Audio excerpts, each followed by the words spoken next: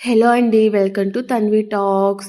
ఇవాళ ఎంతో రుచికరమైన బెల్లం పరమాన్నం ఎలా చేయాలో చూసేద్దామండి. దానికంటే ముందు ఎవరైతే మన ఛానల్‌ని ఫస్ట్ టైం చూస్తున్నారో మన ఛానల్‌ని అయితే సబ్స్క్రైబ్ చేసుకోండి అండ్ అలాగే లైక్ చేయండి. ముందుగా ఒక గిన్నెలో నేను ఇక్కడ ఒక కప్పు బియ్యం తీసుకున్నాను. ఈ బియ్యాన్ని 2, 3 సార్లు బాగా కడిగి వాటర్ పోసి నానబెట్టుకుందామండి. ఈ కప్పు బియ్యానికి నేను ఇక్కడ 2 స్పూన్లు పచ్చిపప్పు తీసుకుంటున్నానన్నమాట. ఈ పచ్చిపప్పును కూడాను బాగా కడిగి ఈ వాటర్ పోసి రెండిటిని ఒక 15 నిమిషాల పాటు నానబెట్టుకుందామండి. 15 నిమిషాల తర్వాత నేను గిన్నెలో ఇక్కడ ఒక 2 కప్పులు పాలు తీసుకుంటున్నాను. మనం ఏ కప్పుతో అయితే బియ్యం తీసుకున్నామో ఆ కప్పుతోటి 2 కప్పులు పాలు, అలాగే 3 కప్పులు వాటర్ తీసుకుంటున్నానన్నమాట. మొత్తం 5 కప్పులు వచ్చేలాగా తీసుకుంటున్నానండి.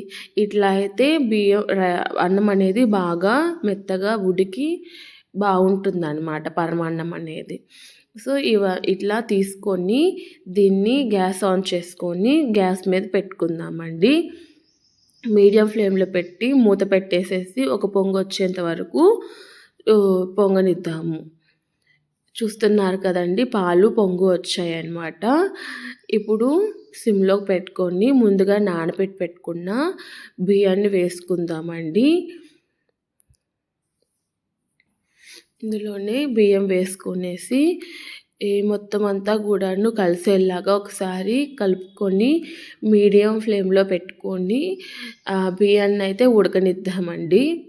ఒకసారి అంతా కూడాను కలుపుకున్న తర్వాత మనం ముందుగా పెట్టుకున్న పచ్చిపప్పు కూడాను వేసుకుందామండి. ఇందులో వేసుకొని మొత్తం అంతా కూడాను ఒకసారి కలుపుకుందాము. కలుపుకొని మీడియం ఫ్లేమ్లో పెట్టుకొని ఉడకనిద్దామండి. ఈ లోపల ఇంకొక గిన్నెలో కాస్తంత నెయ్యి వేసుకుందాము. నెయ్యి అంతా కూడాను బాగా కరిగిన తర్వాత ఇందులోనే కట్ చేసి పెట్టుకున్న ఎండు కొబ్బరి ముక్కలు వేసుకుంటున్నానండి. ఎండు కొబ్బరి ముక్కలు చాలా టేస్టీ అన్నమాట. పొంగల్లోకి చాలా బాగుంటాయండి. ఈ ఎండు కొబ్బరి ముక్కలు కలుపుకుంటూ కాస్తంత ఫ్రై అయిన తర్వాత ఇందులోనే జీడిపప్పు ముక్కలు వేసుకుందామండి. ఇవి కూడాను కాస్త ఫ్రై అయిన తర్వాత దీంట్లోనే కొన్ని ఎండు ద్రాక్ష కూడా వేసుకుందామండి. ఇదంతా ఫ్రై అయిన తర్వాత దీంట్లోనే కాస్త ఎండు ద్రాక్ష కూడా వేసుకొని అవి కూడాను ఫ్రై అయ్యేలాగా కలుపుకుందాము. ఇలా ఫ్రై అయిన వీటిని పక్కన పెట్టుకుందామండి.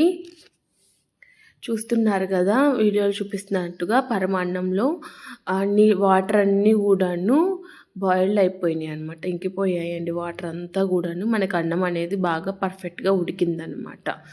నేను ఇక్కడ ఒక కప్పు బియ్యానికి ఒక కప్పు బెల్లం తీసుకుంటున్నానండి. ఈ ఒక కప్పు బెల్లం అనేది సరిపోతుందన్నమాట తీపి అనేది. మీకు ఎక్కువ కావాలంటే ఇంకొక హాఫ్ కప్పు ఎక్కువ వేసుకోవచ్చు అనమాట. నేనైతే ఒక కప్పు బియ్యానికి ఒక కప్పు బెల్లం తురుము వేసుకున్నానండి. ఇదంతా కూడాను బెల్లం అంతా కరిగేదాకా బాగా ఇలాగా కలుపుకుంటూనే ఉండాలన్నమాట. సిమ్లో పెట్టేసుకొని అడుగంటకుండా బాగా కలుపుకుంటూనే ఉండాలన్నమాట. అందులోనే ఇలాచీ పౌడర్ కూడాను యాడ్ చేసుకున్నానండి. ఇలాచీ పౌడర్ అనేది మంచి వాసన వస్తుందన్నమాట. మంచి ఫ్లేవర్ కోసం అనేసి ఇలాచీ పౌడర్ యాడ్ చేసుకున్నానండి. చూస్తున్నారు కదా, మొత్తం అంతా బెల్లం అంతా కూడాను కరిగిపోయిందండి. ఇందులోనే మనం ముందుగా ఫ్రై చేసి పెట్టుకున్న ఎండు కొబ్బరి, జీడిపప్పు, ఎండు ద్రాక్ష అంతా కూడాను పొంగల్లోకి వేసుకుందాము. వేసుకొని మొత్తం అంతా కూడాను కలిసేలాగా కలుపుకుందామండి. ఇలా కొంచెం ఇలా లూజ్గా ఉంటేనే బాగుంటుందన్నమాట, జారుడుగా ఉంటేనే. ఎందుకంటే చల్లారే కొద్దీ ఇంకా గట్టి పడుతుంది కాబట్టి ఇలాగా ఉన్నప్పుడే మనము స్టవ్ అనేది ఆఫ్ చేసుకుందామండి. అంతేనండి, ఎంతో సింపుల్ అండ్ టేస్టీ బెల్లం పరమాన్నం రెడీ అండి.